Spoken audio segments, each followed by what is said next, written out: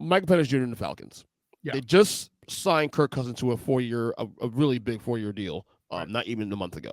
Right.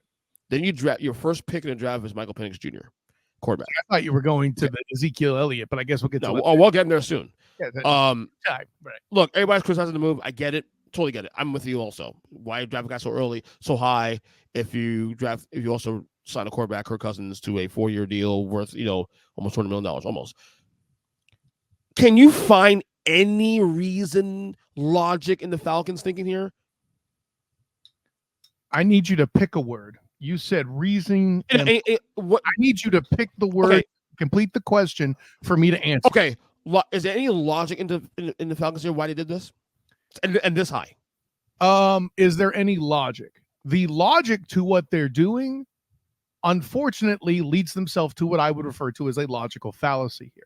In order to have done this, they're capitulating that they've made a mistake somewhere. Okay, let me tell you what I mean by that. First of all, as much as we joke about Aaron Rodgers and all that, I think psychologically him being knocked out so early last year was a factor.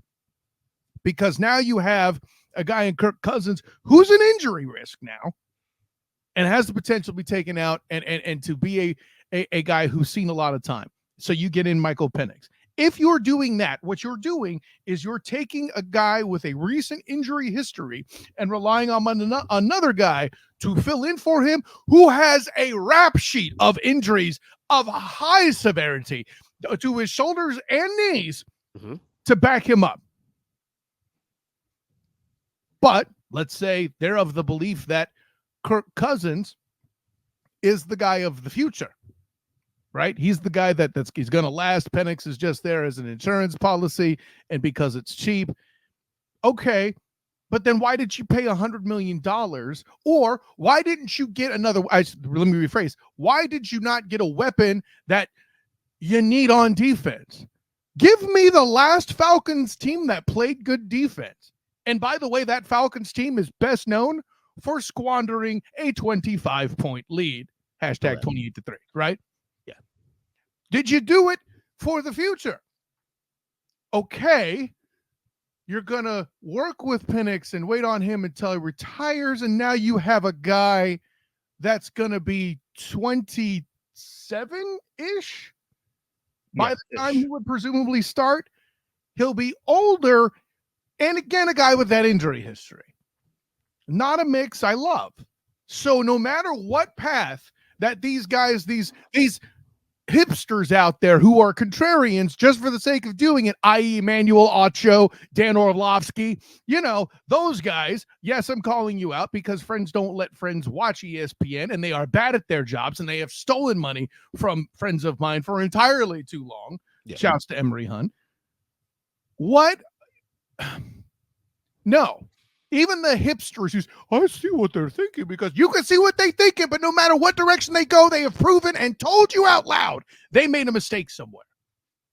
I think the only thing I can even think of, I don't even agree with it, and the only thing I can think of is that they were so high on him and realized that they were going to lose him, and the way you can get him is now take a shot. I disagree with the logic, but I think that's what the thinking was going into the war room. You were going to get a quarterback like that in this draft. If that was going to be a thing you were doing, your draft office is terrible. What's the thing I've been chirping about Michael Penix ever since going into this season and making him a Heisman prediction of mine on the Huddle Up podcast? Bing! What's that saying? The disrespect of Michael Penix. That's right. If your front office is worth a damn, oh wait, this is your show. If your front office is worth a shit, you two have realized that. Ergo, why the fuck are you worried about him getting picked at 8? It's not going to happen. I love how you changed from like a baby face to a heel on my show. I mean, that's my job with you, right? No, you're all clean cut on your show. It's more, PG, and you come on Earnestly podcast like, oh wait, this is your show. I can do the fuck I want. You asked me to do this. This is what performance look like. See, this is what a professional does. He caters to the vision of the creator. And you're fucking good at it, brother. and that's something I can think of is that they like him that much that you know what, fuck it, we're gonna do this pick and we'll go from That's there. still a bad take then. Then why pay $100 million? Agreed. I'm with you. That's what I'm saying. Spend that money to get the weapons to back him. You know who's a good example of what happened? Caleb Williams and the Bears. That's what you should have been doing. So how does this play out, you think, in the end? Because obviously Kirk Cousins doesn't look too happy about the pick. Well, if you believe those optics. Here's the thing. It all depends how this plays out. Obviously, it's simple enough, right? If you don't win the NFC South, your fans are going to roast you. Mm-hmm. You are, in fact, coaching and building a team for your job if you've done this. And I know you say, but Kyle, Coach Freeman just got there. Or not Freeman. Josh Freeman's the quarterback he drafted in Tampa. It went all wrong. It's Coach Morris. Beg your pardon. But Kyle, Coach Morris just got there, and as a coach of color, that would be an injustice. First of all, no. Okay? You see an addict starting to fall off the wagon, you regulate.